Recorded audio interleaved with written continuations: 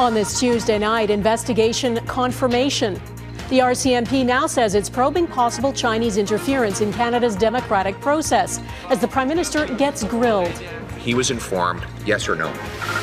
Branching out, the Royal Bank wants to buy HSBC Canada, what it could mean for customers. Extinction warning, the species in danger. In Canada, we are losing nature faster than we can recover it. And whether reversing the trend is realistic. Plus, 2 police constables join forces to heal military comrades in crisis. It's difficult to ask for help when you're currently suffering. The critical mission off the battlefield.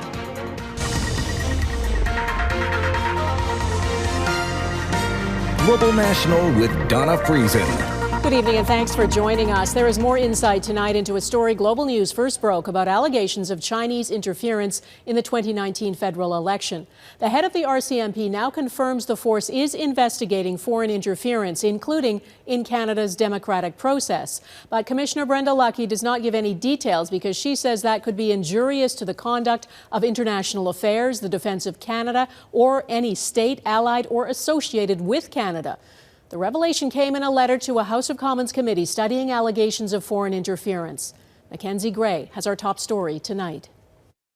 Oral questions. The explosive allegations of alleged interference in the 2019 election dominated question period today. At any time, prior to the recent media reports, he was informed by his officials of interference by Beijing in our elections. Yes or no? I have never gotten any information from any of our security agencies or police officers or intelligence officials or public servants on any information on anyone receiving, as a federal candidate, receiving money from China, as the allegations highlighted. Those allegations, first reported by Global News, outline a briefing the Prime Minister received saying CSIS had evidence China ran a sophisticated scheme to influence the 2019 election by funneling nearly $250,000 to at least 11 different candidates and 13 different campaign staff. Today, in a letter to the Procedure and House Affairs Committee obtained by Global News, RCMP Commissioner Brenda Lucki said the Mounties did not have any evidence of alleged interference during the 2019 campaign,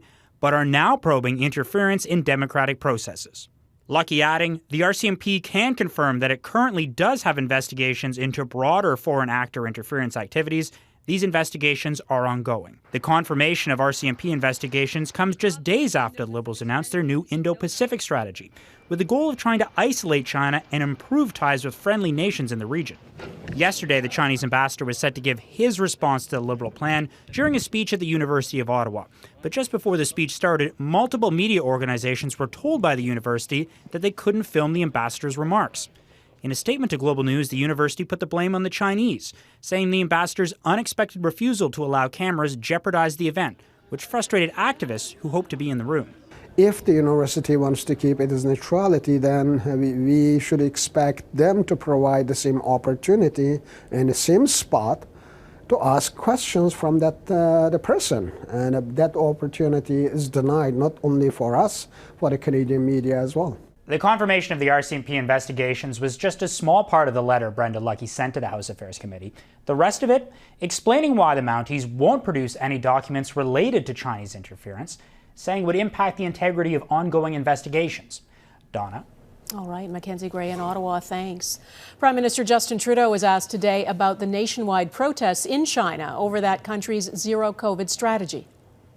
Obviously, everyone in China should be allowed to express themselves, should be allowed to share their perspectives and indeed protest. We're going to continue to ensure that China knows we'll stand up for human rights. There is now a heavy police presence on the streets of China's major cities after the nationwide protests on the weekend, though Chinese authorities are beginning to relax some of the strict pandemic restrictions. The streets of several cities, including Beijing, were largely empty of people except for police and police cars. Authorities are looking to question some protesters who are angry about 3 years of strict lockdowns and the dictatorship of the Communist Party. Health officials are now allowing delivery services and flights to resume in some parts of the country. People in other cities have been told they no longer need a COVID test if they're staying home, but daily mass testing will still take place in Beijing and other large cities. Canada's biggest bank wants to get even bigger. Royal Bank has agreed to buy the Canadian arm of the multinational bank HSBC, and it's prepared to spend $13.5 billion to do it. The transaction still needs approval. If it gets the green light, it would mark the biggest banking merger in Canadian history and give even more power to one of the major players in an already consolidated industry. Anne Gaviola is following this for us tonight. Anne, what does this mean for Canadian bank customers? Any way you slice it, Donna, this deal means less choices. In a statement today, the NDP framed it as more profit for huge banks, less options for everyday Canadians already struggling with inflation and higher interest costs. But given the relatively small footprint of HSBC here in Canada, the impact really depends on where you live and how you bank. The nation's largest bank is poised to get even bigger by acquiring Canada's 7th largest bank. Further concentration in this oligopoly where the Big Six control 95% of bank assets. But HSBC's share of Canada's banking market is tiny, just 2%. It's a whale and a minnow.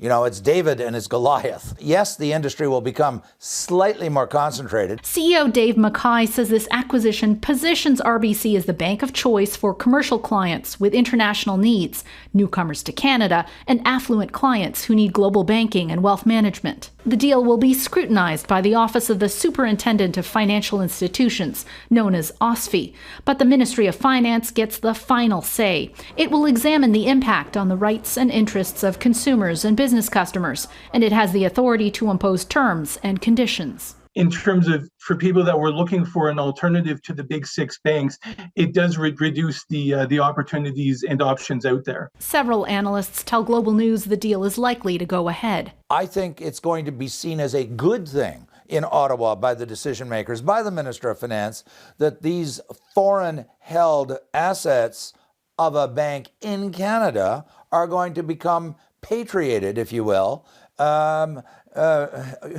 almost renationalized, if I can put it that way, because they'll be under Canadian ownership. HSBC is headquartered in London but was founded in Hong Kong. It has struggled to navigate political pressure from the West and Beijing following its crackdown in Hong Kong. It's also under pressure from key Chinese investors to focus on Asia.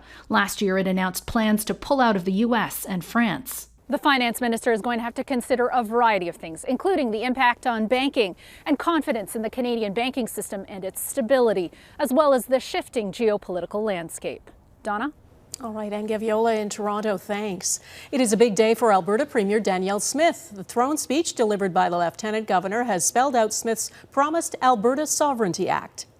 This government will no longer sit idly by as Ottawa infringes on our constitutional rights. Smith has already watered down her plan, setting aside her pledge to encode rights for the unvaccinated in the Human Rights Act. She's also revealed she and her ministers have personally called organizations she has heard require vaccinations. Smith took over as leader of the UCP from Jason Kenney, who today resigned as an MLA. As Heather-Yourex West reports, Smith has yet to face voters in an election, and today's speech from the throne is being seen as almost the start of her campaign. A new session in Alberta's legislature, and all eyes are on Danielle Smith. As promised, Smith's first order of business is the Alberta Sovereignty Act, the government's promise to fight back against Ottawa. This act is to be used as a constitutional shield to protect the personal and provincial rights of Albertans from any unconstitutional or harmful acts by the federal government taken against our province. But the bill presented to the Alberta legislature doesn't go as far as what Smith promised during her leadership campaign.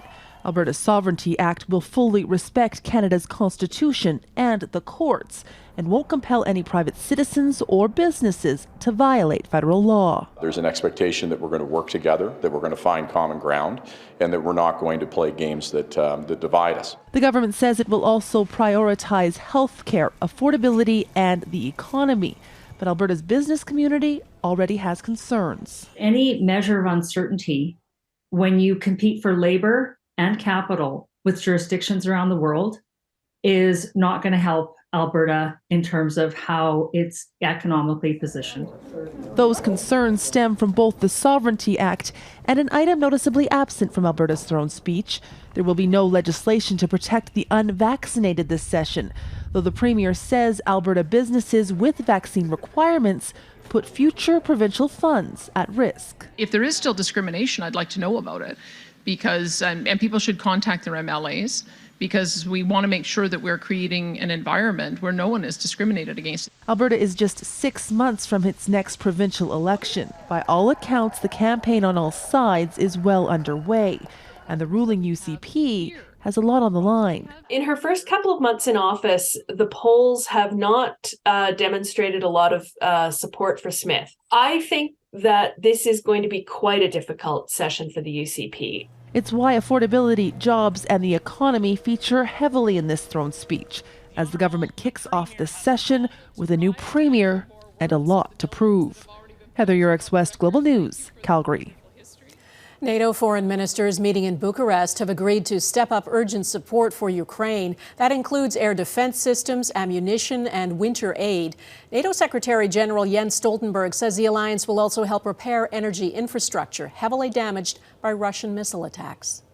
President Putin is trying to weaponize winter, to force Ukrainians to freeze or flee. Russia acknowledges attacking Ukraine's power grid, but denies deliberately targeting civilians. NATO members, including Canada, say they will stand by Ukraine as long as it takes and will not back down. NATO also renewed a promise made in 2008 that Ukraine will one day be part of the world's largest security alliance. Sounding the alarm about species under threat. Coming up, what's in danger of disappearing in Canada? Plus, it's not double trouble yet. The 2 volcanoes erupting in Hawaii.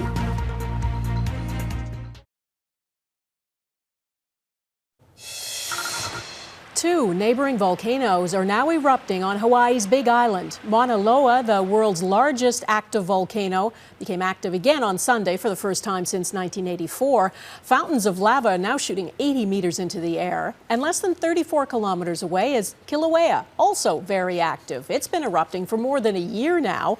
It is rare for them both to do this at the same time. Here in Canada, more than 2,000 plants, animals, fish, and other wildlife are at high risk of becoming extinct. The findings come from an extensive new report looking into over 50,000 species identified in this country. Marney Blunt breaks down the findings and the common threat linking some of the species that are disappearing. The direct effects of climate change growing more and more apparent. But the broader impact is less visible. And it's wiping some species off the face of the planet. Extinction is a very chilling word. Once something is gone, it is gone forever. A new report from the federal and provincial governments shows that 20% of species in Canada are at some level of risk of extinction, increasing significantly between 2010 and 2020. The report lays bare some brutal truths. In Canada, we are losing nature faster than we can recover it.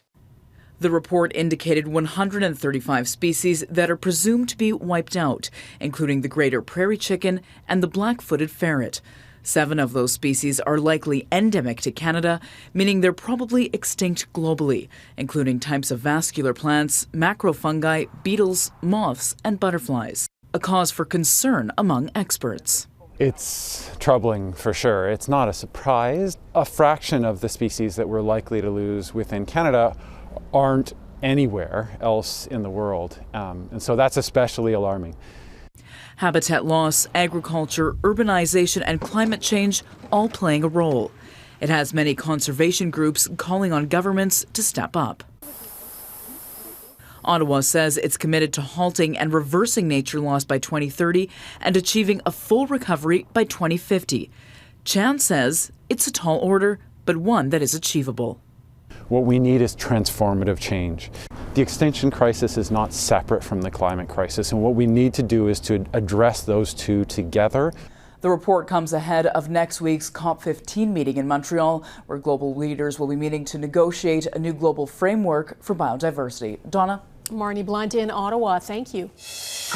A guilty plea from a lawyer linked to disgraced fashion designer Peter Nygaard. Ahead, what's triggered calls for a public inquiry.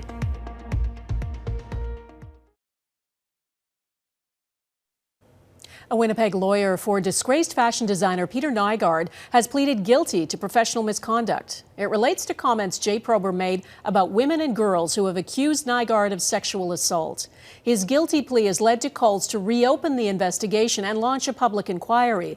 As Melissa Ridgen explains, there are questions over why, despite numerous accusers, Nygaard has evaded charges in Winnipeg, the city where he built his business. If you can't bring a single charge forward in this case, then what the hell's the state of the union with the whole justice system for Winnipeg? It's non-existent. That's one of Peter Nygaard's estranged sons. He joined accusers in a virtual press conference yesterday demanding the Manitoba government call an inquiry into why, despite 20 complaints here, Winnipeg police and prosecutors won't charge his dad with sex offenses dating back to the 1980s. Women and girls who reported being abused by Nygaard say his lawyer, Jay Prober, went on a seek and destroy mission in the media to discredit them. They say it prevented others from coming forward with abuse. Prober admitted he failed to be courteous and civil and was fined $4,000 for it, but accusers and advocates say more needs to happen. I look forward to the day when victims of sexual and gender-based violence no longer have to be brave to bring charges. It should be handled like any other violent crime. If we had been assaulted, we would have been treated differently and better. Manitoba Liberal leader Dougald Lamont says the case should be investigated by somebody other than the Winnipeg Police Service and then re-examined by new prosecutors. In question period yesterday, Deputy Premier Cliff Cullen said Manitoba is not getting involved as the wheels of justice are turning elsewhere. But that is in fact not true. It is over a year since all 8 of the Winnipeg survivors who had their cases brought forward by Winnipeg police, there were more than 20 who gave statements. They were all denied charges over a year ago. There is no more justice process happening for anyone, any victim or survivor of Peter Nygaard in Winnipeg or anywhere in Manitoba. Nygaard is facing charges of sexually abusing and trafficking dozens of women and girls in Toronto, New York, and the Bahamas. He's been denied bail and remains in custody pending an extradition hearing to the U.S. Melissa Ridgen, Global News, Winnipeg. There are countless stories of people risking everything to flee their country, and this one image from Spain's Coast Guard says far more about desperation than any words can convey. These 3 men from Nigeria were spotted on the rudder of an oil tanker. They survived 11 days at sea as the ship sailed from Nigeria to the Canary Islands. All 3 needed to be treated for hypothermia and dehydration. According to the Red Cross, more than 20,000 refugees attempted to cross from West Africa to Europe last year, and it's believed more than 1,000 died along the route. Veterans helping veterans next. How 2 ex-military members are supporting comrades off the battlefield.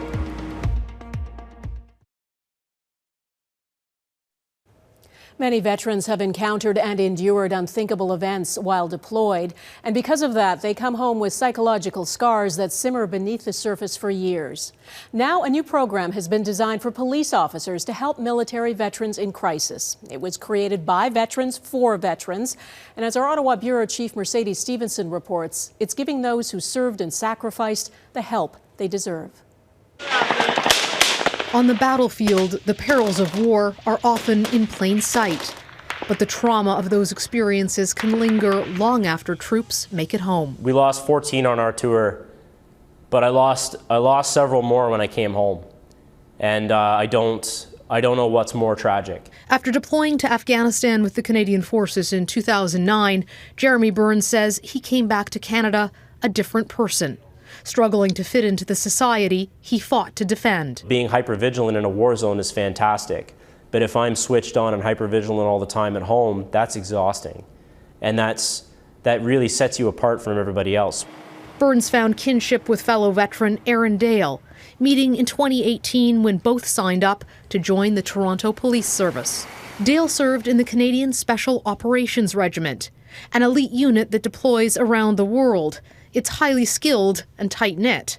Leaving proved harder than expected. Had a lot of confusion and a lot of uncertainty. Dale credits Burns with helping him cope with the loss of identity he felt and encouraging him to seek help. There's a lot of help out there, but it's difficult to navigate, and it's difficult to ask for help, and it's difficult to do that when you're suffering as a person. The two veterans realized their struggle was not unique as they encountered other veterans in crisis while on the job. Men and women who had served, now on the other end of a 911 call. One of those veterans was Garrett Oliver, who was homeless and living in his truck when he first met Dale in the middle of a mental health crisis. Having a police officer who was a veteran, who knew which resources could help beyond the immediate crisis, was invaluable in turning Oliver's life around. He was able to guide me to down a path that I needed to go to in order to fix my circumstance and my life. I owe him and Jeremy the world for what they did for me. Experiences like that led the two police officers to create the Military Veterans Wellness Program for police officers to help veterans in crisis. Launched earlier this summer, the program is now available to police services across the country.